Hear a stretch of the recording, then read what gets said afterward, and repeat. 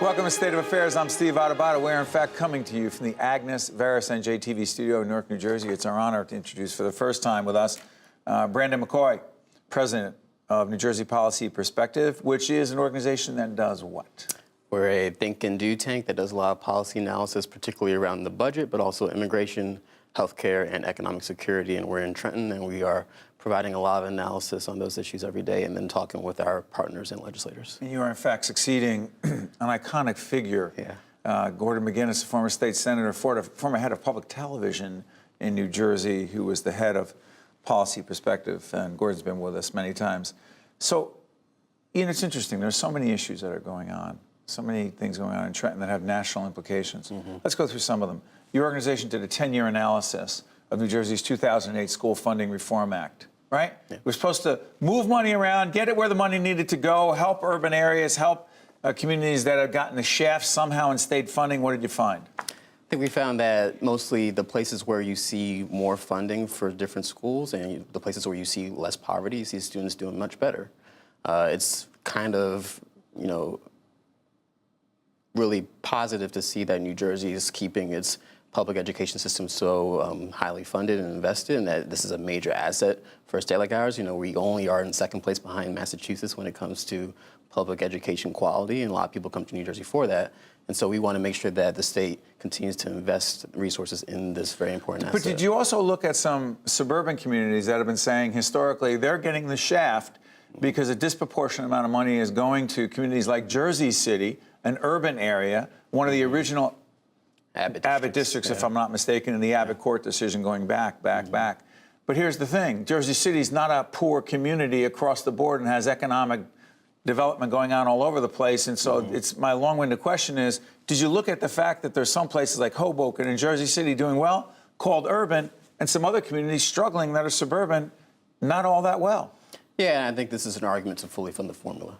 Right? What does it mean to fully fund the formula? So the state, under the Abbott decision, set across the Abbott state Supreme Court decision, right, that every child will, well, the Constitution of 47 said every child will get a thorough and efficient education. Getting there's another story. Exactly. And so, yes, Jersey City is doing much better than it has in past decades, but it's still a tale of two cities. And you see that with a lot of urban areas is where you might have a really quality school in one part of the city, but then a not so great school in another part of the city. So this report is really talking about that. It's trying to highlight that funding is important. Yeah, funding from the state, but if respectfully, if there's more real estate development and more property taxes being paid in that community, and property tax is the primary form of funding public schools, doesn't that mean, ergo, that community is getting more money into the schools? Once the tax rebates go away.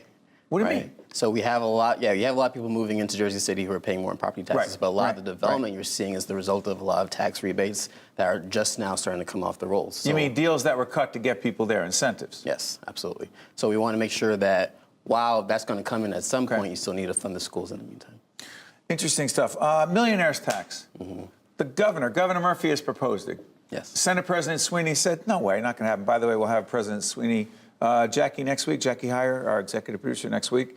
We'll have the senator in, talk about that. Speaker Coughlin said no way. So if the Speaker of the House and the President and the Senate are saying no way with this millionaires tax, the governor's saying yes, why are you and your organization saying we need it when in fact it's not going through the legislature, clearly?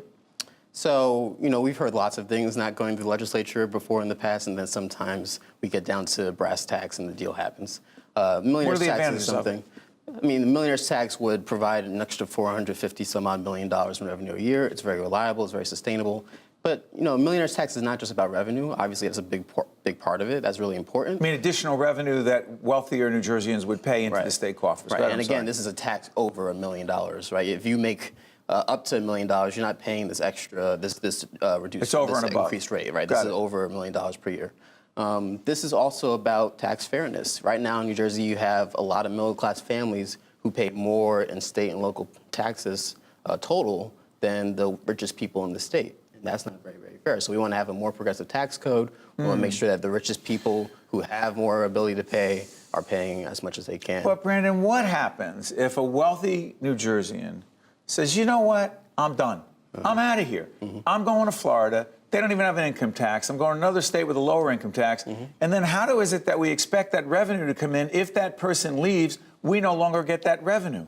And we all have heard that anecdotal story, right? And we all have friends and That's right. Parents of friends who have said, I'm out of here, I'm done, this is too much. Well, at least I'm out of here in Florida long enough, 6 months and a day, whatever, to not pay the taxes here. Go ahead. Florida, North Carolina, the Sun Belt, whatever it may be. Got it. The data shows that no matter how much we increase taxes on the wealthy, they're not fleeing. In 1994, we had 6,000 some odd wealthy households, meaning households making over 500,000.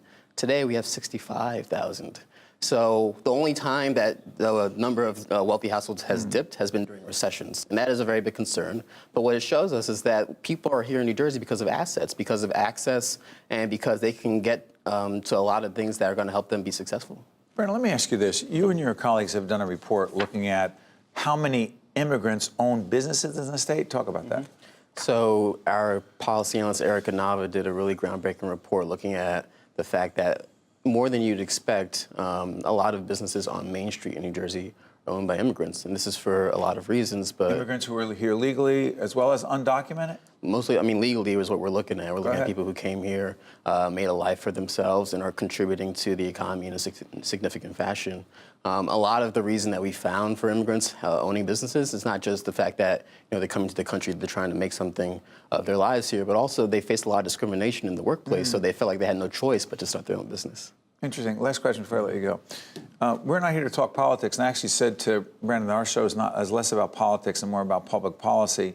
But the public policy debate going on in Washington, if you will, with Democrats, some moving very far to the left, the new Green Deal, tax wealthier Americans, et cetera, versus those who are more moderate Democrats.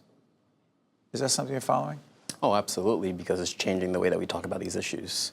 And I think that this is a conversation that's dealing with a lot of the challenges that people face on a daily basis. And it's really highlighting how much poverty there is in this country and trying to highlight policies that are actually going to address them once and for all. Finally, do you do any research on President Trump and his policies as it connects and relates to the people you care about every day? Oh, yeah, we do a lot of research on immigration, as we talked about, also healthcare. How's he doing? A lot of the president's policies are very, very harmful and dangerous and damaging for the people in New Jersey. Attacking the Affordable Care Act was a problem. The family separation at the border is a significant problem. The SALT deduction is very harmful for a lot of middle-class families. The limitation, $10,000, that's it for local property taxes, state taxes, that's it. Yes. Not good. Not in good, your opinion. And it's going to have long-term damage for us. Brandon McKoy, don't let this be the last time. I'll get that out there with us on State of Affairs. You're the president of New Jersey Policy Perspective. We wish you all the best. Thank you. Thank you very much, Steve. Thank you. Yes. This is State of Affairs. I'm Steve Adubato. We'll be right back after this. State of Affairs with Steve Adubato is a production of the Caucus Educational Corporation, celebrating over 30 years of broadcast excellence.